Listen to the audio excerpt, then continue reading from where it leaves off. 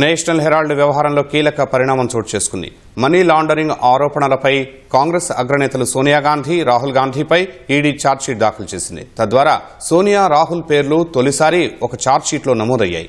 ఈ మేరకు ఈ నెల 9న ఈడీ సమర్పించిన ఛార్జ్షీట్ను పరిశీలించిన ఢిల్లీ రౌస్ అవెన్యూ కోర్టు న్యాయమూర్తి పరిగణలోకి తీసుకునే అంశంపై విచారణను ఈ నెల 25కు వాయిదా వేశారు.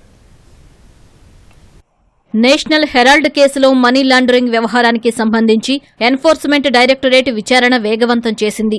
ఈ కేసులో కాంగ్రెస్ అగ్రనేతలు సోనియా గాంధీ, రాహుల్ గాంధీపై ఛార్జిషీట్ దాఖలు చేసింది.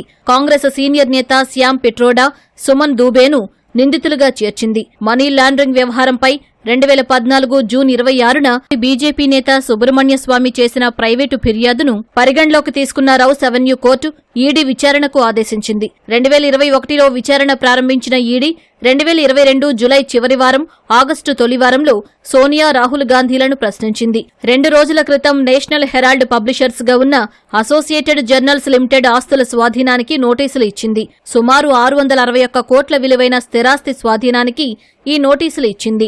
ముంబై బాంద్రాలో ఉన్న హెరాల్డ్ హౌస్లో 7, 8, 9 అంతస్తులను తమ స్వాధీనంలోకి తీసుకుంటున్నట్లు నోటీసుల్లో పేర్కొంది. యంగ్ ఇండియా ప్రైవేట్ లిమిటెడ్ యాజమాన్యం అసోసియేటెడ్ జర్నల్స్ లిమిటెడ్ పబ్లిషర్స్ గా నేషనల్ హెరాల్డ్ న్యూస్ ప్లాట్ఫామ్ నడుపుతున్నారన్న ఈడీ సుమారు 2000 కోట్ల విలువైన అసోసియేటెడ్ జర్నల్స్ లిమిటెడ్ ఆస్తులను అక్రమంగా స్వాధీనం చేసుకోవడానికి కుట్రపూరితంగా వ్యవహరించారని ఛార్జిషీట్లో పేర్కొన్నట్లు సమాచారం. మోతీలాల్ వోరా, ఆస్కార్ ఫెర్నాండెస్ కూడా మోసపూరితంగా వాటాలు చేజిక్కించుకోవడంలో పాత్ర పోషించారని తెలిపింది. అయితే వారిద్దరూ చనిపోయారు. యంగ్ ఇండియా ప్రైవేట్ లిమిటెడ్లో సుమారు 38% వాటాలను సోనియా గాంధీ, రాహుల్ గాంధీ కలిగి ఉన్నారని ఈడీ వివరించింది. పీఎంఎల్ఏ చట్టం సెక్షన్లు 3, 4 కింద ఈడీ దాఖలు చేసిన ఛార్జిషీట్ను పరిగణలోకి తీసుకోవాలా లేదా అన్న అంశంపై రౌస్ అవెన్యూలోని ప్రత్యేక కోర్టు ఈ నెల 25న విచారణ చేపట్టనుంది. సోనియా, రాహుల్ పార్లమెంటు సభ్యులుగా ఉన్నందున ప్రజాప్రతినిధుల ప్రత్యేక కోర్టుకు ఈ కేసును బదిలీ చేసే అంశాన్ని కూడా పరిశీలించే అవకాశం ఉన్నట్లు తెలుస్తోంది. హర్యానాలో జరిగిన